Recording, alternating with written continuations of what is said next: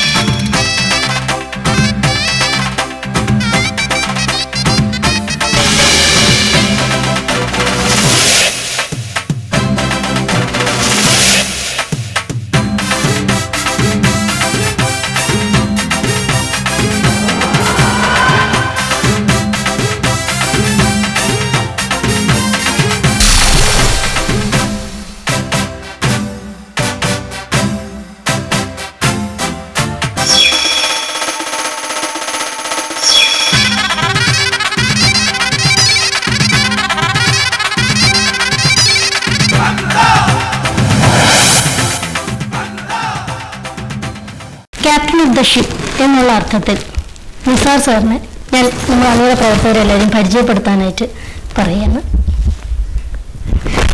അതിൻ്റെ സാറിനെ ഒന്ന് പരിചയപ്പെടുത്താം.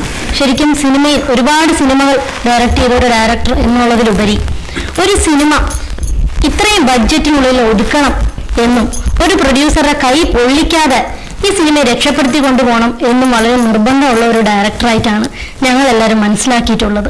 അപ്പോൾ സാറിന് എങ്ങനെയാണ് ഒരു സീരിയൽ എടുക്കാൻ അല്ലെങ്കിൽ ഈ ഒരു ആശയം മുന്നിൽ വന്നത് എന്നുള്ളതൊക്കെ അറിയാം. ഇതിന്റെ കഥ എന്നോട് മജു പറഞ്ഞപ്പോഴത്തേക്ക് വളരെ കഥാകൃത്താണ് മജു എം റാം, എൻ്റെ ക്യാമറമാൻ പ്രദീപ്. ഇതിൽ വളരെ പ്രധാനപ്പെട്ട ഒരു വേഷം ചെയ്യുന്ന, വെളിച്ചപ്പാടിൻ്റെ വേഷം ചെയ്യുന്ന ഗീതാ സലാം. ഞാൻ പറഞ്ഞപ്പോൾ തന്നെ, കഥ കേട്ടപ്പോൾ തന്നെ ഒരു എതിർപ്പുമില്ലാതെ വിദേശത്ത് ഫോണിലൂടെ സംസാരിച്ച് സീരിയൽ തുടങ്ങാൻ തയ്യാറായ എൻ്റെ പ്രൊഡ്യൂസർ അലിഖാൻ, എൻ്റെ തൊട്ടടുത്തിരിക്കുന്ന എൻ്റെ കൊച്ചു ത്രേസ്യ കൊച്ച് കൽപ്പന, ഇതിൽ ക്യാരക്ടർ ചെയ്യുന്ന ജയനാണപ്പൻ, സുരേഷ്. ഈ കഥ കേട്ടപ്പോൾ തന്നെ രസകരമായി തോന്നി. അതുകൊണ്ടാണ് അത് കൈരളി സംസാരിക്കുകയും അവർ ഷുബു അപ്രൂവൽ തരികയും ചെയ്തു. സാർ, ശരിക്കും ഒരു സീരിയൽ അല്ലെങ്കിൽ ഒരു സിനിമ തുടങ്ങാൻ അതിന്റെ പ്രാരംഭ നടപടികൾ എന്നുള്ള നിലയ്ക്ക് ഒരു സിനിമയൊക്കെ ശരിക്കും ഒരുപാട് നാളത്തെ ഒരു ചർച്ചകളുടെ ഫലമായിട്ടാണല്ലോ അത് ഉണ്ടാവുന്നത്. അപ്പൊ ഈ സീരിയലിലെ ചർച്ചകൾ എങ്ങനെ തുടങ്ങി? അല്ലെങ്കിൽ ഒരു കോമഡി സീരിയൽ, കാരണം ഇപ്പം ശരിക്കും പറഞ്ഞാൽ ഒരുപാട് കോമഡി സീരിയൽസ് വരുന്നുണ്ട് അല്ലേ ചേച്ചി? ഒരുപാട് കോമഡി സീരിയൽസ് വരുന്നുണ്ട്. അതിൽ ചിലത് മാത്രമേ നമ്മുടെ മനസ്സിൽ തങ്ങി നിൽക്കാറുള്ളൂ. കാരണം കോമഡിക്ക് വേണ്ടി കോമഡി എടുത്താൽ നമുക്ക് ആരെയും ചിരിപ്പിക്കാൻ സാധിക്കില്ല. ശരിക്കും എടുക്കുന്ന കോമഡി നമുക്ക് ചിരിപ്പിക്കണം എന്നുണ്ടെങ്കിൽ അതൊരു ലൈഫുള്ള ഒരു സംഗതി, അത് ചിരിയിലൂടെ പോകുന്നു എന്നുള്ളതാണല്ലോ. അപ്പൊ ഇതൊരു കോമഡി സീരിയലായിട്ട് തന്നെ എടുക്കാം എന്ന് സാറിന് എങ്ങനെ തോന്നി? അത് പറഞ്ഞില്ലേ, സബ്ജക്റ്റ് കേട്ടപ്പോൾ എനിക്ക് തോന്നി, ഞങ്ങൾ ഇതിനു മുമ്പ് ജഗതി ശ്രീമാൻ്റെ ഒരു സീരിയലിൻ്റെ സമയത്താണ് കഥ കേൾക്കുന്നത്. അപ്പോൾ തന്നെ ഞാൻ കൽപ്പനയോട് പറഞ്ഞു, നമ്മളൊരു സീരിയൽ ചെയ്യുന്നുണ്ട്. അന്ന് ക്യാരക്ടർ എന്താണ് എന്നൊന്നും പറഞ്ഞില്ല. അപ്പോൾ ഞാൻ ഇതിനു മുമ്പ് ഒരുപാട് സീരിയലൊക്കെ ചെയ്തിട്ടുണ്ട്. അപ്പോൾ അടുത്ത സമയം ജോലിച്ചേണ്ട സീരിയൽ ചെയ്യുമ്പോഴാണ് നിസാർക്ക് എന്നോട് പറഞ്ഞത്, കൽപ്പന ഡിഫറെൻ്റ് ആയിട്ട് നമുക്കൊരു സീരിയൽ വർക്ക് ചെയ്യാം. പക്ഷെ അത് ഒരിക്കലും ഇത്തരം ഒരു ക്യാരക്ടറാണെന്ന് എനിക്ക് അറിയില്ല. കാരണം രൂപത്തിലൊക്കെ ഇപ്പോൾ എന്നോട് പറഞ്ഞു 70 വയസ്സുള്ള ഒരു സ്ത്രീയാണ്. പക്ഷെ അവരുടെ സ്വഭാവത്തിലും ഭയങ്കര ഒരു 18 വയസ്സിൻ്റെ ആക്റ്റീവാണ് അവർ. ഏത് പ്രശ്നത്തിലും അവർ കാണും. അപ്പം എന്നോട് മജു പറഞ്ഞത്, മജു ക്യാരക്ടർ എങ്ങനെ വരും എന്ന് വെച്ചാൽ ടോം ആൻഡ് ജെറിയിലെ പട്ടിയില്ലേ, പട്ടിയാണ് ചേച്ചി എന്ന് പറഞ്ഞു. എടുത്തെടുപ്പിന് പട്ടി എന്ന് പറഞ്ഞൊരു വിഷമം ഉണ്ടാക്കിയെങ്കിൽ ഞാൻ എന്നാലും അങ്ങനെ എൻ്റെ മുഖത്തേക്ക് പറയാൻ, അല്ല ചേച്ചി എല്ലാ ഷോട്ടിലും പട്ടി കാണുമല്ലോ, പക്ഷെ ഇതിനെ കൊണ്ടൊരു പ്രയോജനമില്ല.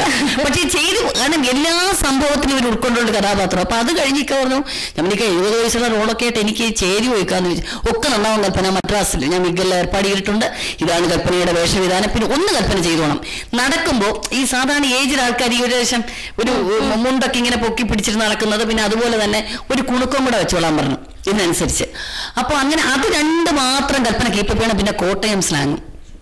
പിന്നെ ഞാൻ ഇപ്പം ഈ 120-120ഓളം മലയാള ചിത്രങ്ങളിൽ ഡിഫറെൻറ്റ് റോൾസ് ഞാൻ എടുത്തിട്ടുണ്ടെങ്കിൽ പോലും ഇത്തരം ഡിഫറെൻ്റ് ആയിട്ടൊരു ലുക്ക് പോലും എനിക്ക് ഫസ്റ്റ് ടൈമാണ് ലൈഫിൽ, ഇല്ലേ?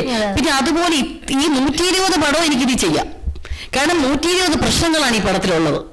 അതുപോലെ ചേച്ചി തെങ്ങിന്റെ മണ്ടയിലോട്ടൊക്കെ വലിഞ്ഞു കയറുന്നുണ്ട്. നമ്മളെ എവിടെ ഞങ്ങള് പോവാത്തെ? ആഹാ, തെങ്ങിന്റെ മണ്ടയിലൊക്കെ ഞങ്ങൾ അറ്റം വരെ കയറി. കാരണം ഇത് കൊച്ചു ത്രേസ്യ എന്ന് പറയുമ്പോ ഞാൻ പറഞ്ഞു ഇക്ക ഇങ്ങനെയൊക്കെ ഏജ് തന്നാൽ ഒരു സ്മാർട്ടായിട്ട് നമുക്കൊന്നും ചെയ്യാനൊക്കില്ല. കൽപ്പന 16 വയസ്സുള്ള റോൾ എടുത്ത് എന്തൊക്കെ ചെയ്തു അതൊക്കെ ഇത് ചെയ്യാം. അതാണ് കൊച്ചു ത്രേസ്യയുടെ സ്പെഷ്യാലിറ്റി എന്ന് പറയുന്നത്. പിന്നെ അതുപോലെ തന്നെ ഇപ്പൊ നമ്മളിപ്പോ മെഗാ നമ്മൾ കണ്ടുകൊണ്ടിരിക്കുന്നത് ഇപ്പൊ അഞ്ചുമൊക്കെ ചെയ്തിട്ടുണ്ടല്ലോ ഒരുപാട് റോൾ. ഒരേ പാറ്റേൺ ക്യാരക്ടർ അല്ലേ എന്ത് വരെ കൊണ്ട് പീഡിപ്പിക്കുന്നു അമ്മായിയമ്മ. ഇതങ്ങനല്ല ത്രേസ്യക്ക്. ഈ ത്രേസ്യക്ക് ഡിഫറെന്റ് ആയിട്ട് ഇതിൽ തന്നെ ഒരു 120 ഡിഫറെന്റ് റോൾ എനിക്ക് അവതരിച്ചില്ല. ശരിക്കും ചേച്ചിക്ക് ഒരു ചലഞ്ചാണ്. തീർച്ചയായിട്ടും, അയ്യോ തീർച്ചയായിട്ടും. കാരണം ഈ ഏജിൽ ഇപ്പം ഇത്തരം റോൾ ചെയ്യാൻ ഒരുപാട് ആർട്ടിസ്റ്റോട് ഉള്ളപ്പോ എനിക്കിങ്ങനെ, കാരണം സുന്ദരിയായ ഒരു അമ്മൂമ്മയാണിത്. മാത്രമല്ല ആണിനാണും ഒരു 18 വയസ്സുള്ള ഒരു പെണ്ണാണെങ്കിൽ ഒരു പെണ്ണാണ്, ആളാണെങ്കിൽ ആണിനാ. എന്തിനും ഇങ്ങനെ പോന്ന് നിൽക്കുന്നതല്ലേ അവര്. അല്ല ചേച്ചി, ശരിക്കും ഈ കോമഡി ചെയ്യുന്നവർ പറഞ്ഞിട്ടുണ്ട്, അഭിനയിച്ചുകൊണ്ടിരിക്കുമ്പോ ചില ഡയലോഗ്സ് കേൾക്കുമ്പോഴോ സ്വയം ചിരിച്ചു പോകും, ചിരി കൊണ്ട് അഭിനയിക്കാൻ പറ്റാത്ത അവസ്ഥ, അങ്ങനെയൊക്കെ ഒന്നും ഉണ്ടായിട്ടുണ്ട്. കാരണം എനിക്കിപ്പോ ഇത് ഞങ്ങളുടെ ചുറ്റുപാട് നല്ല ഗ്രാമമല്ലേ ഞങ്ങളുടെ. ഇപ്പൊ എന്നോട് പലരും ചോദിച്ചത് എവിടെയാണ് നിങ്ങളുടെ ലൊക്കേഷൻ, ഒറ്റപ്പാലോ മറ്റോ ആണോ എന്ന്. തിരുവനന്തപുരത്ത് തന്നെയാണ് ഞങ്ങൾ ഷൂട്ട് ചെയ്യണം. അപ്പൊ അവിടെ ചുറ്റുവട്ടത്ത് നടക്കുന്ന കാര്യങ്ങൾ തന്നെ മതിച്ചിരിക്കും. ഇന്നലെ നിസ്സാരമായൊരു കാര്യം, ഞങ്ങൾ 2 കൂടെ ഷോട്ടിൽ നിൽക്കുക, നിന്നപ്പോണ്ട് കുറ്റിയടിക്കുന്ന ഒരു സീനാണ്. നിന്നപ്പോണ്ട് അവിടെ ഒരു പട്ടി വളരെ കാര്യമായിട്ട് നിൽക്കുക. അപ്പൊ ഞങ്ങൾ ആർട്ട് പോയി അവിടെ കുറ്റി അടിച്ച വഴിക്ക് ഇയാളൊരു കുറ്റി അടിക്കുക. അപ്പൊ ഇക്ക അവിടെ ചീത്ത പറഞ്ഞു, മക്കളെ ഇന്ന് തീർക്കണം എന്ന് പറഞ്ഞ കുറ്റിക്ക് പോകാനും വളരെ നീറ്റായിട്ടൊരു പട്ടി, കണ്ട കടുവയെ പോണ്ടിരിക്കുന്ന പട്ടി. ഇവൻ ഈ ഓല അടയ്ക്കാൻ ചെല്ലാനും പട്ടി തിരിഞ്ഞൊരൊറ്റ ഓട്ടം ഓടിയച്ച അതിന്റെ തിണ്ണെ പോയി നിന്ന് തിണ്ണമൂച്ച് കാണിക്കുന്നു. അപ്പൊ ഇങ്ങനെ വാലി വെച്ചുകൊണ്ടാ പോകുന്നത്. അവിടെ ചെന്നപ്പോ ഉയർന്നു വടാ ചുണയുണ്ടെങ്കിൽ എന്റെ വീട്ടിൽ വള. ഞാൻ ഒരു 1/2 മണിക്കൂർ ചിരിച്ചത് കണ്ടിട്ട്.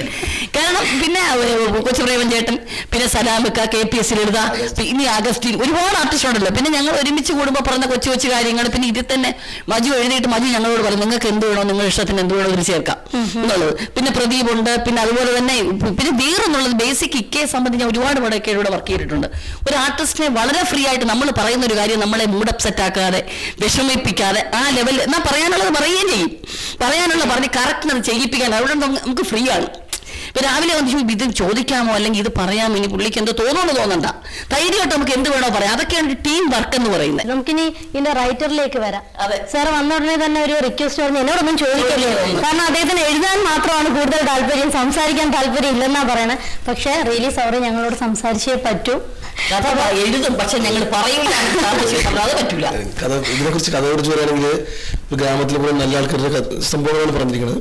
അപ്പൊ ഈ പേര് ഇതിന്റെ കൊച്ചു ത്രേസ്യ സാർക്ക് പറഞ്ഞപ്പോ അതിനൊരു ഡെഫിനേഷൻ കണ്ടെത്താൻ ഞാൻ നോക്കിയത് ആദ്യം. ഇപ്പൊ ആ ഗ്രാമത്തിലെ കുമാരപുരത്തേക്ക് വേണ്ടി എന്തും ചെയ്യാൻ തയ്യാറായവരാണ്. ഇപ്പൊ കൊച്ചു ത്രേസ്യ തന്നെ ഉണ്ട്, കൊല്ലാൻ അവർ തയ്യാറായിട്ട് വെക്കും. പിന്നെ ആ കൊച്ചിനുള്ള ചുക്കാൻ പിടിക്കാൻ, പിന്നെ ത്രസിപ്പിക്കാൻ, സാന്ത്വനിപ്പിക്കാൻ, പിന്നെ ചിരിപ്പിക്കാൻ, ചിന്തിപ്പിക്കാൻ, പിന്നെ എല്ലാം വരുന്നുണ്ട്. പിന്നെ ഒരു വാത്സല്യം തോന്നൂലേ കൊച്ചെന്നുള്ളൊരു വിളി?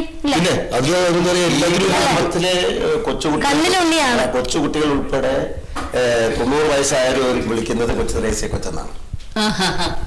ഗ്രാമത്തിലെ കൊച്ചു, അതായത് 1.5 വയസ്സുള്ള കുട്ടി തൊട്ട് 90-കാരായ അമ്മൂമ്മ വരെ ത്രേസ്യ കൊച്ചിനെ വിളിക്കുന്നത് ത്രേസ്യ കൊച്ച് എന്നാണ്. വിളിച്ചിരുന്ന പോലെ സാർ പറഞ്ഞു വന്നത് ഈ കഥയിൽ. അപ്പൊ അങ്ങനെ ഒരു ഗ്രാമത്തിൽ വരുന്നത് എല്ലാ പ്രശ്നങ്ങളും, അതിപ്പോ സാമൂഹികവും രാഷ്ട്രീയം ഉണ്ടാവും, സിനിമ, അങ്ങനെ എല്ലാ മാറ്ററും നോക്കി ത്രേസ്യ കൊച്ചിലൂടെ നമുക്ക് കൊണ്ടുവരാൻ പറ്റും. അങ്ങനെ ഒരു ക്യാരക്ടർ നമ്മൾ ശരിക്കും കോമഡി എഴുതുമ്പോ കോമഡി സീരിയൽ ആണ് എന്നുള്ള മുൻധാരണയോടെയാണല്ലോ എഴുതി തുടങ്ങുന്നത് അല്ല? ഒരു കോമഡി സീരിയൽ പ്രേക്ഷകർക്ക് കൊടുക്കണം എന്നുള്ളത് അങ്ങനെ. അപ്പൊ ഇത് ഒരുപാട് ചിന്തിച്ചെഴുതുന്നതാണോ? കോമഡി ഇങ്ങനെ പെട്ടെന്ന് വരുന്നതാണ്? അതിന്റെ ആ ഒരു രീതി, അത് എഴുതുന്ന ഒരു ശൈലി നമ്മുടെ പ്രേക്ഷകർക്കൊന്ന് മനസ്സിലാവാൻ വേണ്ടിയിട്ടാണ്. അതെന്ന് പറഞ്ഞാൽ അതിനൊരു ശൈലി എന്ന് പറയാൻ പറ്റില്ല, അത് ഒരു ദൈവാധീനം തന്നെ പറയാം. ആ സമയത്ത് പേരെടുത്ത് വയ്ക്കുമ്പോൾ എല്ലാവരും അനുഗ്രഹം കൊണ്ട് സംഭവിക്കുന്നു. അതിൽ കോമഡി ഉണ്ടെന്ന് നിസ്സാരം നമ്മളാണ് തീരുമാനിക്കുന്നത് കോമഡിയാണ്. നന്മയുള്ള ക്യാരക്ടേഴ്സ് എല്ലാവരും നല്ലവരാ, പക്ഷെ വരുത്തി വയ്ക്കുമ്പോ ഒക്കെ പ്രശ്നങ്ങളും. ശരി, അപ്പൊ ഇത് നമുക്ക് നമ്മുടെ മുന്നിൽ എത്തിച്ചു തരുന്ന ഒരു വ്യക്തി ഇവിടെ മിണ്ടാതിരിക്കുന്നുണ്ട്. ഇതിന്റെ ക്യാമറാമാനാണ്. അദ്ദേഹത്തോട് നമുക്ക് ചോദിക്കാം, ഇതിന്റെ ഷൂട്ടിംഗ് സമയത്തുള്ള ഒരു കോമഡി സീരിയൽ അതുകൊണ്ട് തന്നെ കുറച്ചും കൂടെ ഒരു രസമായിരിക്കുമല്ലോ? ഇപ്പൊ ഞാൻ ഷൂട്ടിംഗ് ടൈമിൽ തന്നെ ആദ്യം കൽപ്പന ചേച്ചി അല്ലെങ്കിൽ സലാമിക്ക എന്ന് വിളിച്ചാണ് ഫസ്റ്റ് ഡേ ഷൂട്ടിംഗ് തുടങ്ങിയെങ്കിലും ഇത് ഷൂട്ടിംഗ് തുടങ്ങി 2-3 ദിവസം കഴിഞ്ഞപ്പോൾ സത്യത്തിൽ ഇവരുടെ പേര് തന്നെ മറന്നുപോയി. ത്രേസ്യ കൊച്ച് അല്ലെങ്കിൽ വെളിച്ചപ്പാടെന്ന് തേച്ച് കഴിയാനല്ല, ഇച്ചിരി മുന്നോട്ട് വരും, ഇച്ചിരി പുറകോട്ട് വരും. അത് മാത്രമല്ല ഓരോ ചില ഷോട്ടുകൾ എടുക്കുമ്പോൾ ഞാൻ അറിയാതെ ചിരിച്ചു പോയിട്ട് ആ ഷോട്ട് കട്ട് ചെയ്ത് വീണ്ടും എടുക്കേണ്ട പല സംഭവങ്ങളും ഉണ്ടായിട്ടുണ്ട്. അല്ല, ക്യാമറ റണ്ണിങ്ങിൽ തന്നെ ഒരു ട്രാക്കിലാണ് ആ ഷോട്ട് എടുക്കുന്നത് കൂടെ തന്നെ കുലുങ്ങി പോയി അത് റിക്വസ്റ്റ് ചെയ്ത് രണ്ടാമത് എടുക്കുന്ന സംഭവങ്ങളുണ്ട്. ശരിക്കും വ്യത്യാസമാണ്. ഞാൻ വളരെ ആത്മാർത്ഥമായിട്ട് ചിരിച്ചു. അതായത് വെച്ചാൽ എന്റെ നാട് കുറിച്ചി എന്ന സ്ഥലമാണ്. അവിടെ ഇതുപോലെ വളരെ കറക്റ്റ് ആയിട്ടുള്ള ക്യാരക്ടേഴ്സ് ഉണ്ട്. ഇത് എനിക്ക് അതാണ് പലപ്പോഴും തോന്നാറുള്ളത്. ഈ വെളിച്ചപ്പാടിനെ പോലുള്ള പല ആൾക്കാരും അവിടെ ഉണ്ട്. ഞാൻ ഷൂട്ടിംഗ് ടൈമിലും കൂടുതലും ഇവരുടെ അഭിനയത്തിലേക്ക് ചിലപ്പോൾ ഇതിലെ ടെക്നിക്കൽ സൈഡിൽ അധികം റിസ്ക്കും മറ്റുള്ള ഇത് നോക്കേണ്ട കാര്യമില്ല. അപ്പോൾ ഞാൻ കൂടുതലും ഈ അഭിനയത്തിൽ ഞാൻ സജഷൻസ് പറയാറുണ്ട്. അതെല്ലാം വളരെ എനിക്ക് തോന്നുന്നു സാർ, നമ്മൾ ഇത് കാണുന്നവർക്ക് എല്ലാവർക്കും ഇത് നമ്മുടെ നാട്ടിലെ ഒരു ക്യാരക്ടർ ആണല്ലോ, ഈ നമ്മുടെ നാട്ടിൽ കണ്ട ഒരാളാണല്ലോ, ഇതിൽ ഓരോ ക്യാരക്ടേഴ്സിനും തോന്നുമായിരിക്കും അല്ലേ, അങ്ങനത്തെ ഒരു ക്യാരക്ടേഴ്സ് അല്ലേ. ഗീതാ സലാം സാറിലേക്ക് വരാം നമുക്ക്. എങ്ങനെയാണ് സാർ ഇതിന്റെ ഒരു അനുഭവങ്ങൾ? ഇപ്പോ ഞാൻ കുറെ കാലമായി അഭിനയം തുടങ്ങിയിട്ട്, നാടകവും പിന്നീട് സീരിയലും സിനിമയൊക്കെ തുടങ്ങി. ഈ ടൈപ്പ് ഒരു വേഷം ആദ്യം ചെയ്യുക. വെളിച്ചപ്പാട് ഒതുങ്ങുന്നില്ല. വെളിച്ചപ്പാട് പിന്നെ വേഷം മാറുന്നു, അസൽ ബൈ ആവും. ഇനിയിപ്പോൾ വേറെ പല വേഷങ്ങൾ കിട്ടുകയും ഈ വേഷം കിട്ടുന്നതെല്ലാം കൊച്ചിനെ കൊച്ചിന് വേണ്ടിയാണ്. അപ്പൊ ഇതൊരു ഫ്രോഡ് വെളിച്ചപ്പാടാണോ?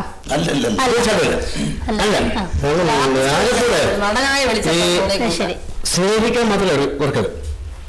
ഈ കൊച്ചിനെ ആത്മാർത്ഥം സ്നേഹിക്കുന്ന കുറേ ജനം, ആ ഗ്രാമത്തിലുള്ള കുറേ ജനം, വെളിയിലച്ഛനായാലും കൊള്ളാം, ഈ വെടിക്കാരൻ നാണപ്പനായാലും കൊള്ളാം, ഈ ഇദ്ദേഹത്തിന്റെ ക്യാരക്ടർ, ഇവരെന്നല്ല ഈ കൊച്ചിനെ ബന്ധപ്പെട്ട് നിൽക്കുന്ന ക്യാരക്ടേഴ്സാണ്. ഇവരിലെല്ലാം കുറേ സ്വാർത്ഥമൊക്കെ കിട്ടും, പറയാതിരിക്കാൻ നിർത്തിയില്ല. അത് കഥാകൃത്ത് മനഃപൂർവ്വം ചെയ്യുകയാണോ അല്ലെങ്കിൽ അറിയില്ല. എല്ലാ ക്യാരക്ടേഴ്സും ഉണ്ട്, കൊച്ചിനും പോലും ഉണ്ട്, സ്വാർത്ഥതയുണ്ട്. ആ സ്വാർത്ഥതയുടെ തെളിവുകൾ പറയും. നമ്മളിപ്പോൾ കഴിഞ്ഞ് വരാൻ പോകുന്ന എപ്പിസോഡുകളിലൊക്കെ ഉണ്ട്. ഈ സ്വാർത്ഥമായ മനുഷ്യനെല്ലാം സ്വാർത്ഥതയുണ്ടല്ലോ. നമ്മൾ ഈ ചിരിക്കുമ്പോഴും കളിക്കുമ്പോഴും ഒക്കെ നമ്മളിലേക്ക് ഒതുങ്ങുന്ന ഒരു സ്വഭാവം എല്ലാ മനുഷ്യനുണ്ട്.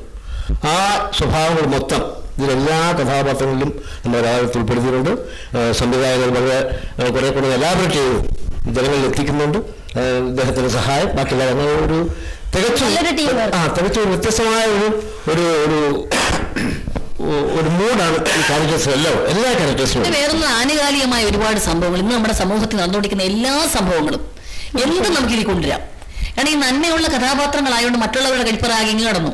അല്ലെങ്കിൽ വേറൊരു പ്രശ്നമായി പെട്ടി ഇറങ്ങി. ഇപ്രാവശ്യം പേപ്പട്ടിയുടെ ആയിരുന്നല്ലോ വന്ന് പട്ടി ഇറങ്ങി. ഏത് പ്രശ്നത്തിലും ഇങ്ങനെ കുറെ ശരിക്കും പറഞ്ഞ സമകാലീന പ്രശ്നങ്ങൾ കൂടെ മുന്നോട്ട് പോകും. സമകാലീന പ്രശ്നമാണ് മെയിൻ. ഇതിൽ ക്യാരക്ടേഴ്സ് ഇവരൊക്കെയാണ് ഫിക്സ് ചെയ്തു. പിന്നെ ഏതിന് വേണം ഭാര്യയും ഭർത്താക്കളോടെ വഴക്ക്, അവർക്കൊരു പ്രശ്നം അത് പോയി സോൾവ് ചെയ്യുക. അതിന് ആരേതിയും തിരഞ്ഞെടുക്കുക. അവർ വിളിച്ചപ്പോൾ അല്ലെങ്കിൽ ഒരു പള്ളിയിലച്ഛൻ ഇതിന് വരുന്ന കൂടെ വന്നിപ്പോൾ ഇവർ രണ്ടുപേരും ആണെങ്കിൽ അടുത്ത വരുന്ന വേറെ ആൾക്കാരായിരിക്കും. പക്ഷെ മെയിൻ ഇതിന്റെ എയിം എന്ന് പറഞ്ഞ കൊച്ചു ത്രേസ്യ കൊച്ചാണ്. അവരുടെ തലയിൽ വരുന്ന ഐഡിയ.